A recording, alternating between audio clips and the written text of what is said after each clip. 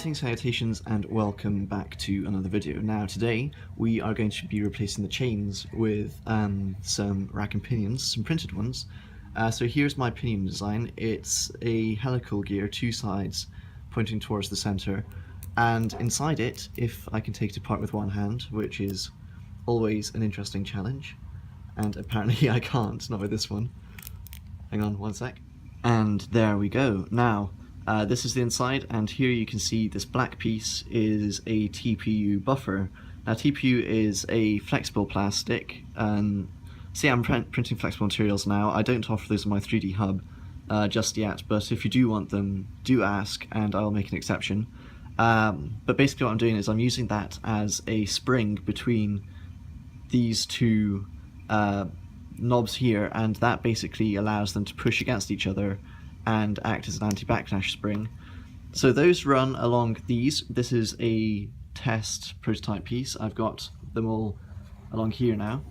But this basically is the rack that lies on the V-slot in the same way as the chain guides did, and it uses these little clips here to hold it in place. Now my only concern with these is that it is only held at each end, and it's actually surprisingly thin.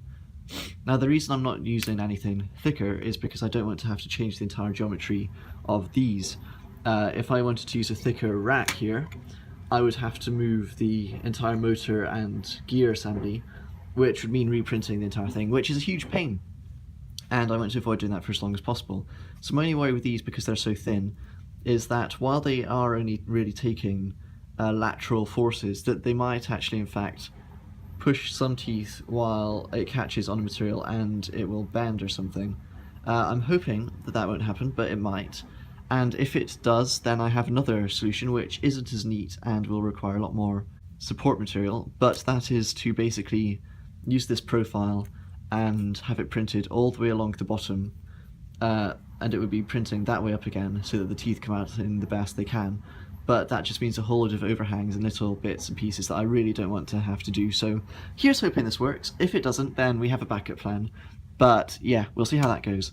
Now for the rack between the two X carriages, the one that the Y carriage will run along, mounting that again, I don't want to have to disturb the current design too much, simply because I don't want to have to reprint everything. That'd be a waste of material and a waste of time.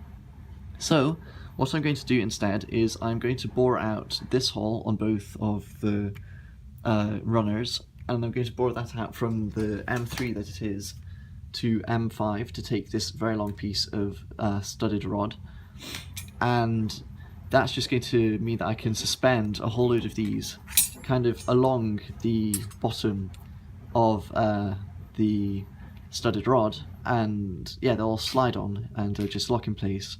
And then along the top I'll have a flat surface with a bearing running along it to tension it. But yeah, hopefully that'll work. I'm hoping that I can get a decently equal bore all the way through both of these.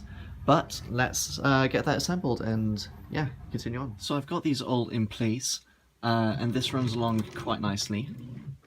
I do notice that there is some slack here, so I need to get rid of that somehow. Probably, hopefully, reprinting the smaller gear, as the large gear is part of that assembly and don't have to disassemble that again. I've got this other bar going along between the two motors that basically keeps them in sync and should give a bit more stability to the system. Now the next thing to do is to insert the rack along here, and to do that I have made these, which are sections of rack with an M5 hole through them. And using this piece of studding, I should be able to mount them through these holes here. To do so, I'll just be using a drill and basically screwing it all the way through. So yeah, I'm going to do that now. And there we go. It's now attached firmly between the two. I can't get a nut on there because I've worn down the threads with the drill head, but that's okay. It's really nice and tightly in.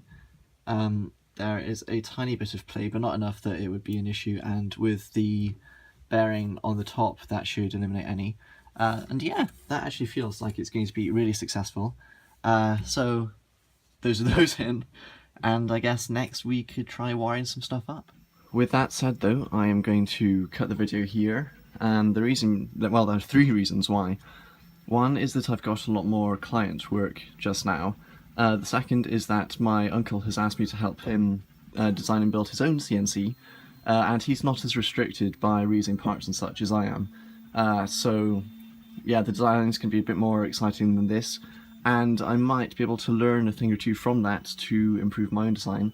Hopefully I won't end up buying in more stuff, because I do want to try and keep this as reused as possible. And yeah, the third thing is that Hephaestus is almost ready for a huge upgrade. That includes swapping out the electronics, swapping out the hotbed for 300 by 300, and going to dual extruder.